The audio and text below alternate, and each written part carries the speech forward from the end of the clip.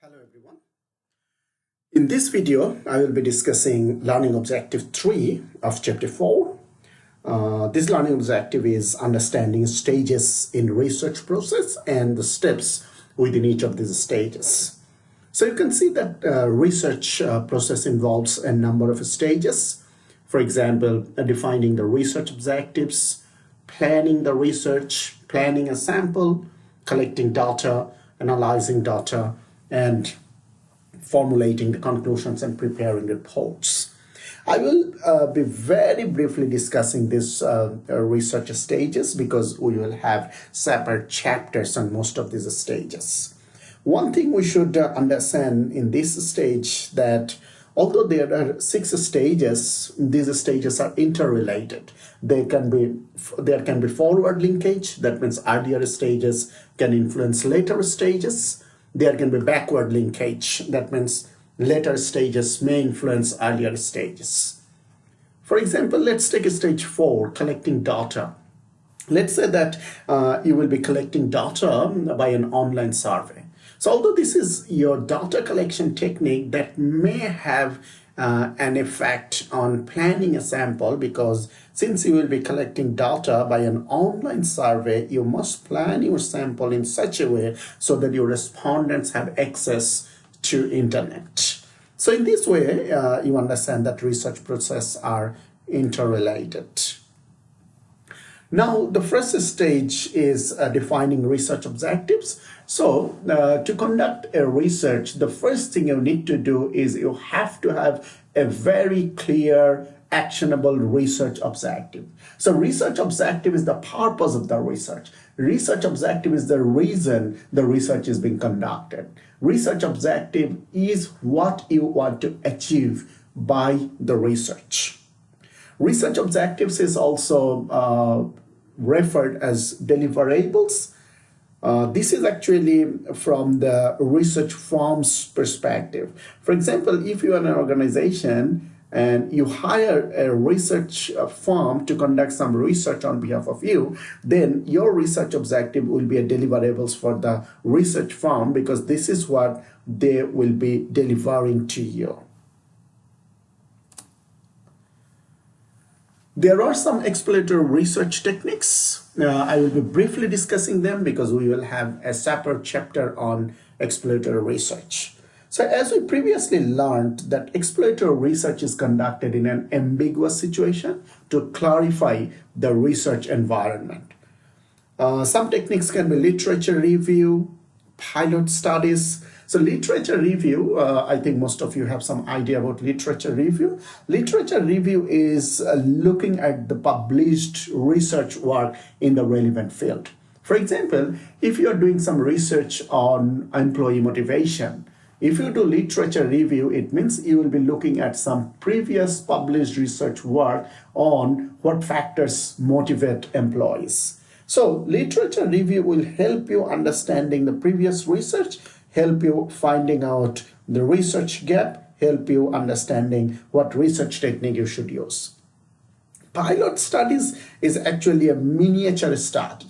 So before going to a full-scale research study, sometimes we go for pilot study. Data will be collected from a small sample which is very similar to the large sample, and the pilot study is conducted to see that the research design and the entire research process is working well. Pretest, we typically pretest our questionnaire because questionnaire pretesting will make us confident that yes, our questions are being understood by our respondents, and we collect data, we tabulate data and look at the results, try to find out if the results are what we are expecting. Because you understand, if you go for a full-scale study and then find that the response you are getting from your respondents is not what you were expecting, that you cannot redo the entire research process. That's why the pretest will be testing the questionnaire to see that respondents are what we are expecting and the results are also in line with our expected results.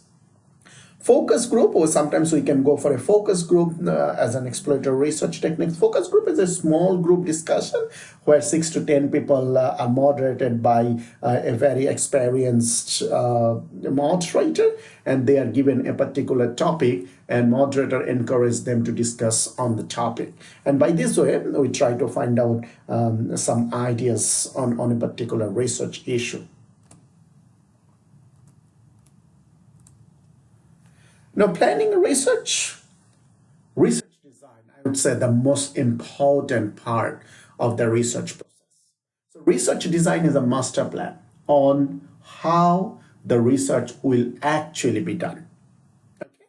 So what you will be actually doing in your research, in collecting data, in analyzing data, in interpreting data, what will be your course of action? That should be elaborated in this research design. Now, there are different research techniques. For example, surveys, experiments, secondary data observation. We will be discuss more detail on those in some later chapters. And you understand that each of these have their own advantages and disadvantages. So what a survey is, a survey is a way of collecting data. Sometimes respondents will be interviewed, respondents will be asked some questions, sometimes respondents will simply be observed by the researcher. Okay? So survey does not necessarily mean that we always ask questions to our respondents. We may just merely observe our respondents. For example, one company once was planning to introduce a juice pack for the kids. So they conducted a survey where different packaging of the juice pack were provided to kids, and they were observed that how those juice packs are opened by the kids. That means how convenient these juice packs are. So that was a survey where respondents were simply observed. Now, you know that survey can be conducted by telephone, by mail, by internet, by in person. You can read your textbook for a detailed discussion on each of these. Each of these has some advantages and some disadvantages. So when you choose a particular one, you need to make sure that particular mode of survey has the benefit over the others.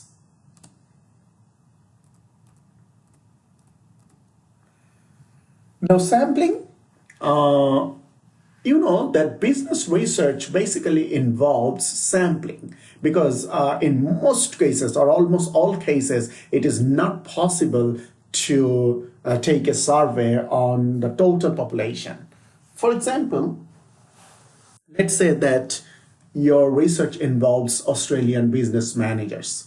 Now, it will be not suitable, or it will not be feasible to survey all the managers in Australia. So what we do is sampling. So what does it mean? Sampling means we draw conclusions on the basis of a particular portion of the total population rather than going for the whole population.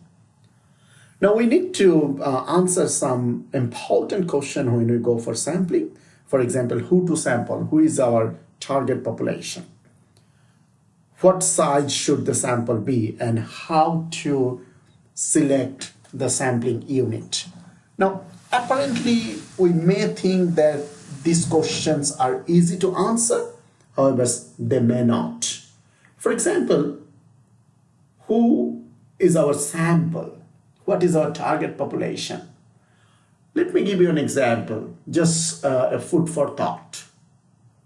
Let's say that a company wants to introduce baby food. So who will be the target population? I know some of you will be thinking mothers, some of you will be thinking parents, some of you will be thinking caregivers, some of you will be thinking even those who take care of babies or the kids themselves. So you understand that it's not easy to answer. And what should be the sample size? What should be the sufficient sample size? That's also an important question to answer. And how to select sampling units? That means, like, if your answer is the mothers will be our population for baby food, now the question is how you will select each sampling unit, how you will choose some sampling units to answer your surveys. Now, a classical example of a wrong selection of sampling units is an election result in 1936 in the United States. In that election, Republican candidate Alf Randon and Democratic candidate Franklin Roosevelt were competing each other.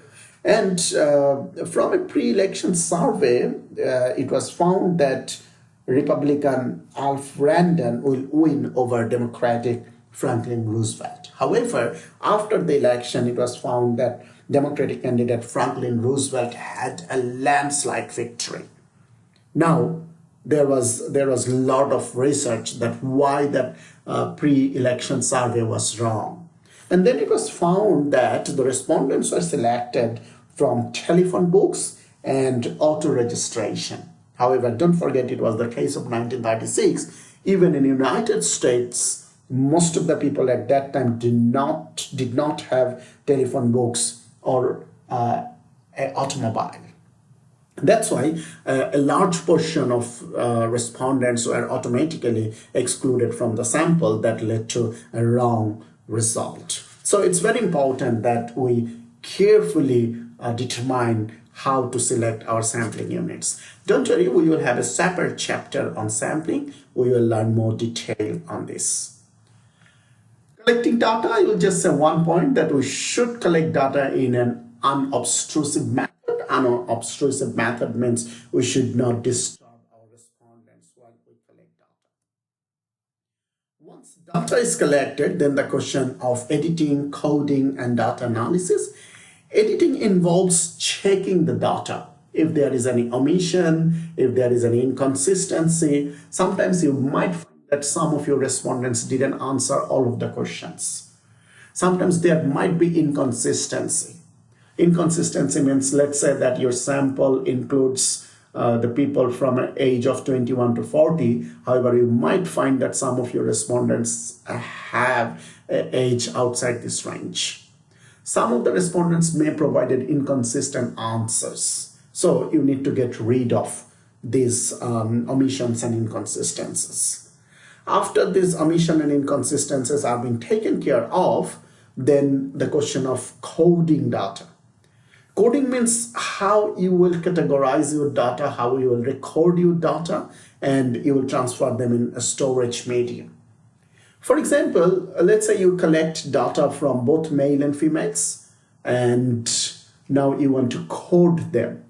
You know that if you do not put a numeric number, then male and female, if you write male and female, you cannot do any numeric analysis. So you may code that male equals to 1 and female equals to 2. So now you can do some numeric analysis because you can filter all the A's, that means male, and you can filter all the 2's, all the 1's and all the 2's, so that all the males and all the females can be separated to do some numeric analysis.